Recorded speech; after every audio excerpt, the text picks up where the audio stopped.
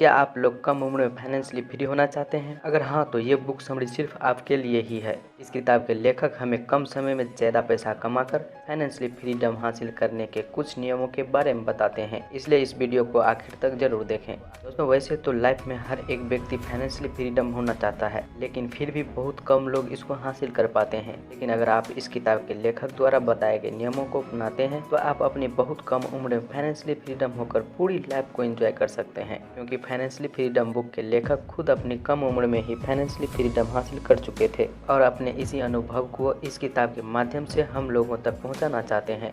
तो वीडियो में आगे बढ़ने से पहले आपसे एक छोटी सी रिक्वेस्ट है कि अगर आप नए हैं मेरे चैनल पे तो प्लीज़ वीडियो को लाइक करके चैनल को सब्सक्राइब कर लें, क्योंकि हम आपके लिए इसी तरह की कंटेंट लाते रहते हैं। तो चलिए जान लेते हैं कि ऐसी क्या चीज़ है जिसके कारण हम अपनी लाइफ में फाइनेंशियली फ्रीडम हासिल नहीं कर पा रहे हैं, और उन्हें फॉलो करके आप और हम भी कम उम्र में फाइनेंशियली फ्रीडम को हासिल कर सकते हैं। कम समय में ज़्यादा पैसा कैसे कमाएं? आपको फाइनेंशियली फ्रीडम हासिल करने के लिए कितने पैसे की ज़रूरत है उसका हिसाब लगाएं और आप देखें कि आज आप कहाँ पर हैं। लगातार पैसे के बारे में अपनी विचारधारा को बदलते रहें। ज़्यादा खर्च करने के लिए ज़्यादा से ज़्यादा सेविंग और इन्वेस्टमेंट की प्लानिंग करनी चाहिए, क्योंकि जब आप पैसे का निवेश करेंगे तो वो पैसा आपको और भी पैसा ला के देगा, और इस तरह आप बिना किसी दिक्कत के पैसा कमा सकते हैं। कोई ऐसा साइड बिजनेस स्टार्ट करें जो आपको प्रॉफिट दे। समय पैसों से ज़्यादा मूल्यवान है। पैसा असीमित है, लेकिन हमारे पास समय सीमित है, इसलिए समय को बर्बाद ना करें। और इस किताब के लिखने का इरादा भी आपको यही समझाना है, ताकि आप अपनी कम उम्र में पैसे को लेकर फ्री हो जाएं और अपनी लाइफ को अच्छे से जी पाएं। लेकिन इसका मतलब ये नहीं है कि आपको फिर लाइफ में कभी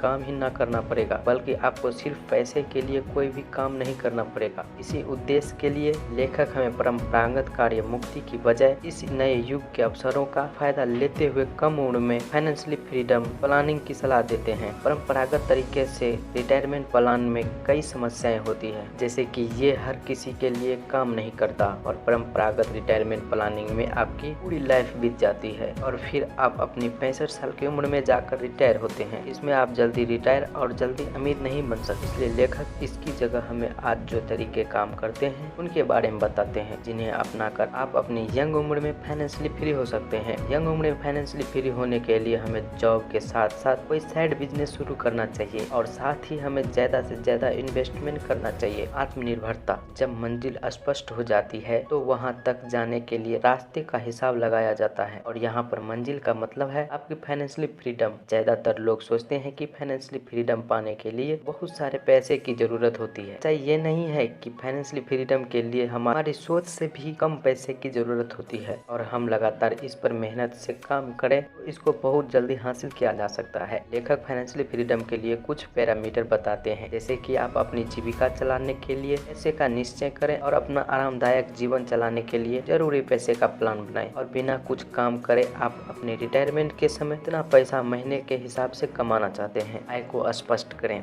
आय और पैसे के मामले में अभी किस स्थिति में है का फैसला करें और स्पष्टता के साथ हिसाब लगाएं। सबसे पहले आप इसका हिसाब लगाएं कि आपकी मासिक आय और निष्क्रिय आय कितनी है, और फिर हिसाब लगाएं कि आपकी कुल आय कितनी है। फिर देखें कि आप पैसे को लेकर क्या सोचते हैं या महसूस करते हैं। वित्तीय निर्णय लेने के बाद उसको पूरा करने में कितना समय लेते हैं। कहीं ऐसा तो नहीं है कि आप कोई वित्तीय निर्णय लेने के बाद को पूरा नहीं करते, और आप आय, सेविंग, पैसा कमाने और बिजनेस के बारे में क्या सोचते हैं, या आपके विचार कैसे हैं। इनका जितना जल्दी हो सके उतना जल्दी हिसाब लगा लें और अपनी लाइफ में अमीर आदतों को अपनाने की कोशिश करें। अपने व्यवसाय स्थिति का हिसाब लगाएं कि अभी आप क्या कर रहे हैं, क्या कोई जॉब या फिर कोई बिजनेस कर रहे हैं। हिसाब लगाएं और अपने आगे आने वाले 5 सालों में आप किस स्तर पर पहुंच जाएंगे और कैसे अपने बिजनेस को बढ़ाने वाले हैं, इसका पूरी तरह से हिसाब लगाएं। आप कितनी सेविंग और बचत करते हैं, और आपको अपने निश्चित समय तक फाइनेंशियली फ्रीडम के लिए कितनी सेविंग और बचत की जरूरत है, इसका अंदाजा लगाएं। देखें कि अभी आप धन संबंधी किन लोगों से सलाह लेते हैं, या आप उन लोगों से सलाह लेते हैं जो अभी पैसों के लिए संघर्ष कर रहे हैं, या उनसे जो लोग अपनी लाइफ में आर्थिक रूप से स्थिर हो गए हैं। और ये निर्णय करें कि आपको आर्थिक रूप से फ्री होने के लिए धन संबंधी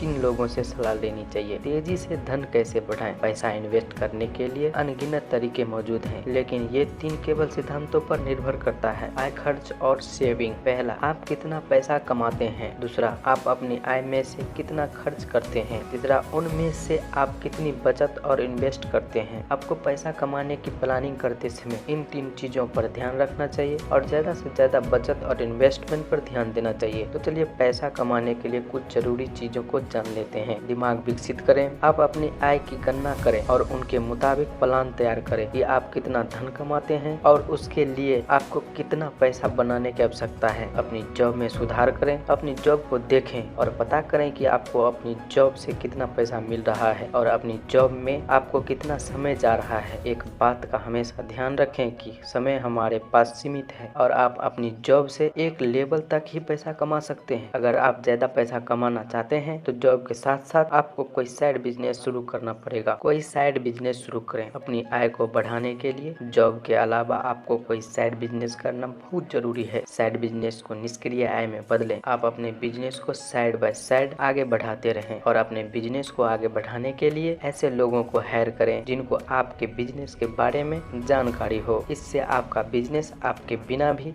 आपके लिए पैसा कमाता रहेगा। इन्वेस्टमेंट। आपको ज्यादा से ज्यादा इन्वेस्टमेंट करने पर ध्यान देना चाहिए। इससे पहले आपको वित्तीय और निवेश के बारे में पूरी जानकारी होनी चाहिए और आपको जितने भी निवेश करने के तरीके आपको पता है उसमें निवेश करें ताकि आप अपने निर्धारित समय तक फाइनेंशियली फ्री हो सकें। ज्यादा पैसा कमाने के लिए पैसे की बचत। यहाँ हम कुछ ऐसे तरीकों के बारे में जानने वाले हैं जिन्हें आप कुछ भी खरीदारी करने से पहले खुद से पूछें। तो ये तरीके आपको निर्णय लेने में आपकी मदद करेंगे कि यह चीज खरीदना आपके लिए फायदेमंद है या नहीं। पहला, ये चीजें मुझे कब तक और कितनी खुशी देगी। दूसरा, इस चीज को खरीदने के लिए मुझे कितना खर्च करना होगा। तीसरा, इस चीज को पाने के लिए मुझे कितने समय काम करने की जरूरत है। चौथा, क्या मैं इस चीज के लिए पैसे चुका सकता हूँ। पांचवा, क्या मैं इस चीज को कम प्राइस पर खरीद सकता हूँ। छठा, इस चीज की असल कीमत कितनी है। सातवां, ये चीज आपके लिए कितने फायदेमंद है। इस फेज पे आने के बाद अब आपको अगला स्टेप्स लेना है सेविंग करने का।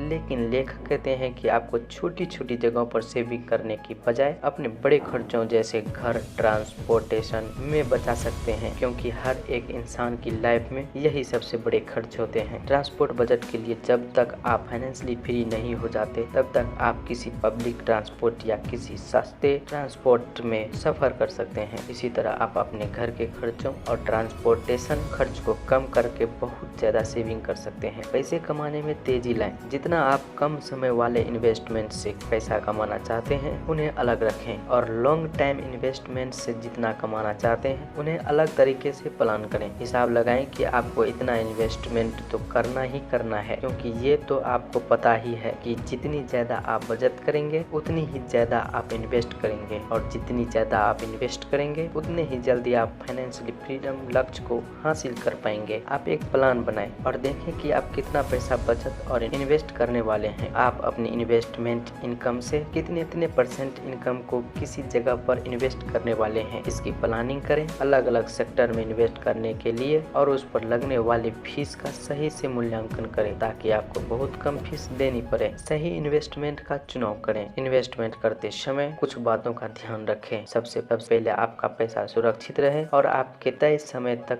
जितने पैसे आपको चाहिए उतने पैसे बढ़ने की संभावना ज्यादा हो। अपने टैक्स खाते से अधिकतम इन्वेस्टमेंट करें। टैक्स आपके भविष्य में इन्वेस्टमेंट आय का बहुत बड़ा हिस्सा बन सकता है, इसलिए शुरू से ही टैक्स को कम करने की योजना बनाना आवश्यक है। इसलिए आप कर मुक्त योगदान निवेश खाता खुलवा सकते हैं जिसमें आपको इन्वेस्टमेंट के दौरान टैक्स नहीं देना पड़ेगा और कर योग्य खाते से ही निवेश करें। अपने टैक्स को कम करने की कोशिश करें और अधिकतम इन्वेस्टमेंट अपने इसी टैक्स खाते से ही करें। Real estate investment. Real estate investment आपकी आय को बढ़ाने का एक बहुत अच्छा जरिया है और आप रियल एस्टेट बाकी इन्वेस्टमेंट की तुलना में काफी सही है और सुरक्षित भी। रियल एस्टेट में आप 3 तरीके से इन्वेस्ट कर सकते हैं। आप किसी प्रॉपर्टी को खरीदकर और उसको मुनाफे में बेचकर पैसा कमा सकते हैं। किसी प्रॉपर्टी को कम पैसे में खरीदकर और उस पर एक बेहतर घर बनाकर उसे आगे ज्यादा पैसे में बेच सकते हैं। आप कोई प्रॉपर्टी खरीदकर उसे लंबे समय तक अपने पास रख सकते हैं और बाद में